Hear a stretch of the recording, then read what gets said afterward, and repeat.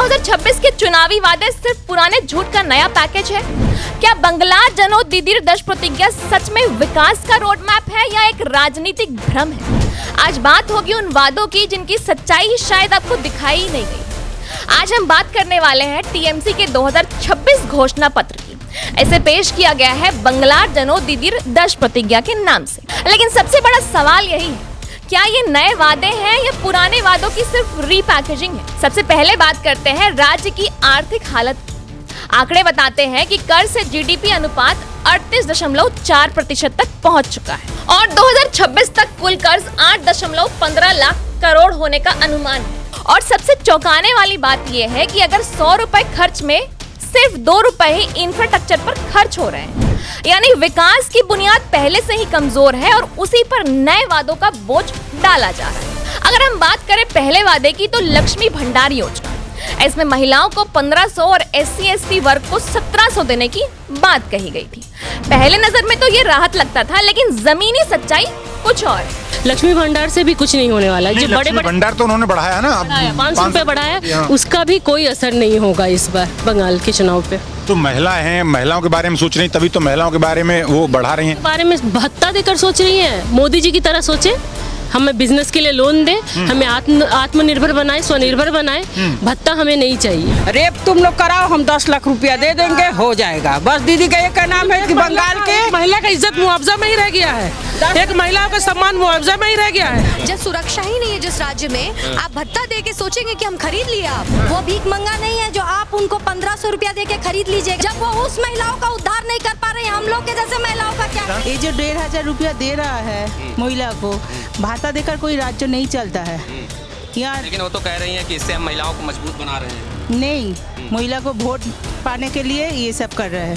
महंगाई दर 7.09% और per capita income 1.71 lakh है और बेरोजगारी अभी भी सबसे बड़ी समस्या बनी हुई है। यानी लोगों की जेब में पैसा जरूर आ रहा है, लेकिन उससे कई ज्यादा तेजी से खर्च बढ़ रहा है।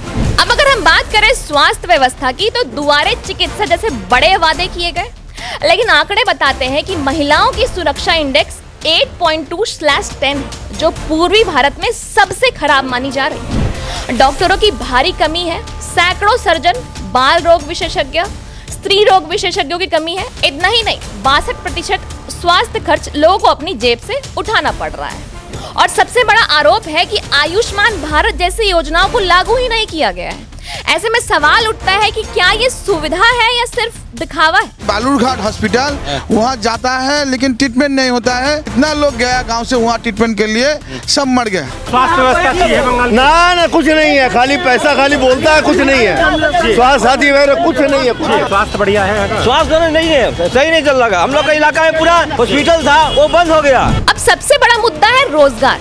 25 लाख नौकरियों का वादा किया गया था, लेकिन आंकड़े कुछ और कहानी बताते हैं। 18,450 कंपनियां बंद हो गई, 30 लाख से ज्यादा नौकरियां खत्म हो गई और 6,688 कंपनियां राज्य छोड़कर चली गई और करीब 23 लाख युवा आज भी नौकरी की तलाश में और 5 लाख सरकारी पद खाली पड़े। ऐसे में 1500 की सहायता क्या युवाओं के भविष्य को सुरक्षित कर सकती है? तृणमूल का जो आदमी होता है वो जाके कटमनी चाहता है, जो इतना कटमनी मतलब घूस चाहता है, जो घूस इतना कटमनी लेता है जो कंपनी चलाने के लिए लायक नहीं रहता है। पश्चिम बंगाल का हालत बहुत ज्यादा बुरा है। शिक्षा की बात करें तो स्थिति और भी गंभीर नजर आती है।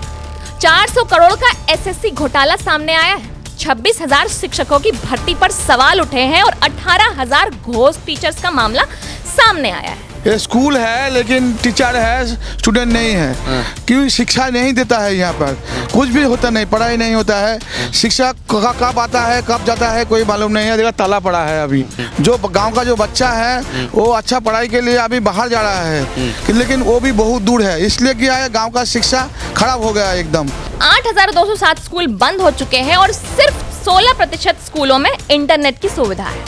यह दिखाता है कि शिक्षा व्यवस्था कितनी कमजोर हो चुकी है।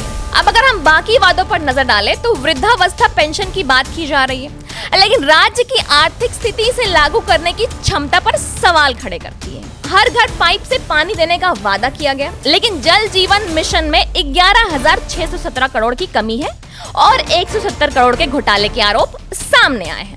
वहीं प्रशासनिक विस्तार के नाम पर 7 नए जिले बनाने की बात की गई है, लेकिन इसे विकास नहीं बल्कि राजनीतिक नियंत्रण बढ़ाने की रणनीति बताया जा रहा है। 1500 अवैध भर्तियों और भ्रष्टाचार के मामलों में सजा ना होने जैसे आरोप भी सामने आए हैं। अब अगर हम 2026 के वादों की तुलना 2021 की हकीकत से करें तो तस्वीर और साफ हो जाती है। 25 लाख नौकरियों के वादे के मुकाबले 30 लाख नौकरियां खत्म हो गई। शिक्षा सुधार के बजाय घोटाले सामने आए हैं। जल योजनाओं में फंड की कमी दिखी है और स्वास्थ्य व्यवस्था कमजोर बनी रही है। यानी वादे बदल रहे हैं लेकिन हालात नहीं बदले। तो आखिर सच्चाई क्या है? क्या यह घोषणा पत्र भविष्य का रोड मैप है या अतीत की विफलताओं को छिपाने की कोशिश की जा रही है? ये फैसला आपको करना है, लेकिन एक बात तय है, सवाल पूछना जरूरी है, सच जानना उससे भी ज्यादा जरूरी है। और अगर आपको ये वीडियो पसंद आई हो तो लाइक, शेयर, सब्सक्राइब जरूर करें, क्योंकि हम लाते रहेंगे सच बिना किसी डर के।